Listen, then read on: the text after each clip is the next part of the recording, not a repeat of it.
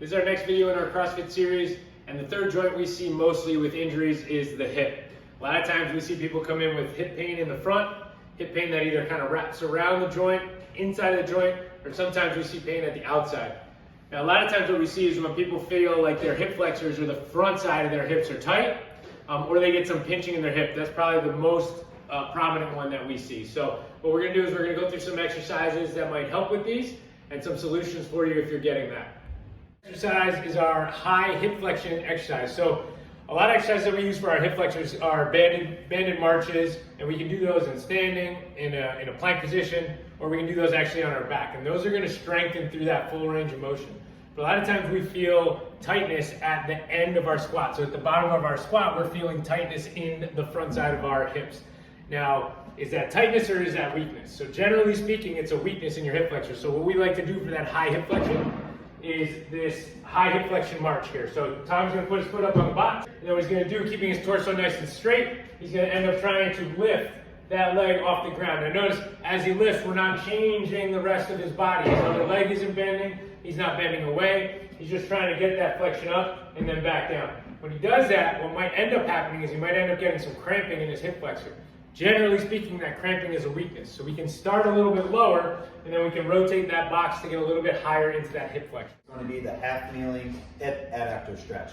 So a lot of times if you guys are feeling some of the pinching on the inside of your hip, this is one exercise we like to do to kind of help clear up and kind of stretch that area so you can get more motion for hip internal rotation. As we said prior, it's important for the bottom of our squat. We need that hip internal rotation to help push us up out of that squat. So Pat here, he's going to be on one knee. The other foot is going to go directly across, and notice how his foot is staying nice and flat on the ground. Toes are going to be pointed forward, and then from here, he's going to go down, hands on the ground, and he's going to lean back into a child's pose. And he's going to be feeling a big stretch right on the inside of his thigh, there, right on the ground, and he's going to come back and rock up out of it. And next, what we can do to kind of also add a little extra weight to it, a bigger stretch. Pat's going to stay up nice and upright, hold weight, kettlebell, dumbbell, whatever it is. And he's going to go sit his backside to his heel, again keeping that foot flat, toes pointed forward, and feeling that stretch on the inside of your thigh. Seated hip internal rotation. So a lot of times we've given you guys Copenhagen, so this is just a different variation to kind of help on getting that internal rotation mobility for our hips. So in CrossFit, a lot of times we are told to have our toes pointed out, and so when we go down to a squat, and that kind of forces us to not use the inside of our legs, so our adductor muscles as much.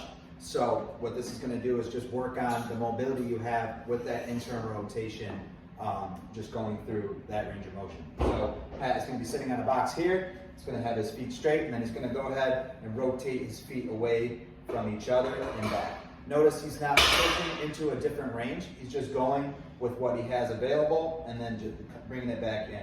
You can also modify this different kind of cueing by putting a foam roller in between his knees. And then again, he's just going out, rotating with what he has. And you can also get rid of the foam roller and put a band around your ankles to do the same thing. Last point we want to make is your squat position. So your squat position is going to determine a lot of what's going on at your hip, and not only your hip, but if you're getting low back pain, that can be coming from your squat position and where your hips are. Now clinically, we can look at where your foot position, where the most open packed, your best position should be. But generally speaking in the gym, if you're doing a handful of air squats, you can kind of feel where you feel most comfortable, right? So if Tom's here squatting and he's squatting parallel and his toes are straight out in front of him, right? And he goes straight down, that might feel like his toes are actually pointed in because his hips are developed a little bit with more of an openness to them. So if he turns his toes out and he squats down, he might feel a little more comfortable there. If we are turning out a little bit to open up our hips and get away from some pinching and some pain,